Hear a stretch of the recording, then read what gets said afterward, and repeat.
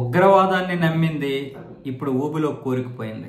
ఒక్క ఆపరేషన్ సింధూర్తోనే ఈ రోజు పాకిస్తాన్ పరిస్థితి ఆర్థికంగా దివాలా తీసే పరిస్థితికి వచ్చేసింది. నిజానికి ఉగ్రవాదాన్ని నమ్ముకున్నప్పుడే దాని గొయ్యది తెవ్వుకుంది. కాకపోతే గత 10 సంవత్సరాల క్రితం వరకు కూడా, అంటే 2014 వరకు కూడా పాకిస్తాన్ ఉగ్రవాదంతో హ్యాపీగా బ్రతికేవచ్చు, ఎందుకంటే భారతదేశం మనకి ఎలాగో అండగా ఉంది కాబట్టి అన్ని విషయాల్లో అని అనుకుంది. కానీ 2014లో ప్రభుత్వాలు మారిపోవడంతో ఈ రోజు పాకిస్తాన్ పరిస్థితి తీవ్రంగా మారిపోయింది. ఒక్క ఆపరేషన్ సింధూర్తోనే ఈ రోజు చూసుకున్నట్లయితే దాని బ్రతుకు అగమ్య గోచరంగా తయారైంది. చివరికి ఎలా తయారైందంటే ఆ దేశ ప్రధాని షహబాజ్ షరీఫే స్వయంగా సోషల్ మీడియా వేదికగా మా పరిస్థితి బాగోలేదు, మమ్మల్ని ఆర్థికంగా ఆదుకోండి అని అడుక్కుంటున్నాడు. దీంతో స్వదేశంతో పాటు మన దేశంలో కూడా ఇది బాగా ట్రోల్కి గురైంది. ఈ విధంగా అడుక్కుంటున్నావా, ఇంకా ఈ దేశంలో ఇంకెంతకంటే పరిస్థితులు ఇంకా దిగజారిపోయాయి, ఈ విధంగా అడుక్కోవడం మన దేశానికి సరైనటువంటి పద్ధతి అంటూ కొంతమంది పాకిస్తాన్ యువత కూడా షహబాజ్ షరీఫ్ ని తిట్టుపోస్తున్నారు. అయితే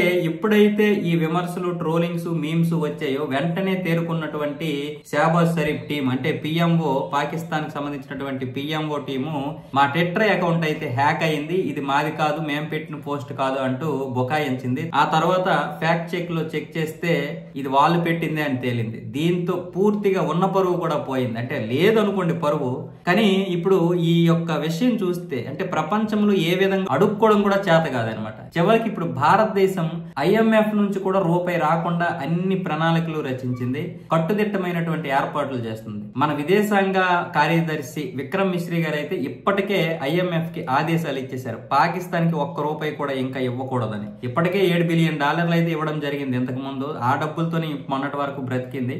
తర్వాత ఉగ్రవాదులు ఇచ్చినటువంటి ఫండింగ్స్ తో ఇప్పటి వరకు నెట్టుకొచ్చింది. ఇప్పుడు ఆ ఉగ్రవాదులు లేరు, ఉగ్రవాదులు ఖతమైపోతున్నారు. ఇప్పుడు ఉగ్రవాదులు అంటే ఎవడో కూడా రూపాయి ఇవ్వడు, ఇప్పుడు ఎవడు కూడా భయపడే పరిస్థితుల్లో లేవు. ఇప్పుడు ఏమొచ్చేసి భారతదేశం ఆట మొదలెట్టేసింది. ఏం చెయ్యాలో తెలియనటువంటి పరిస్థితుల్లో ఈ రోజు సోషల్ మీడియా వేదికగా అడుక్కునే పరిస్థితికి వచ్చేసింది పాకిస్తాన్.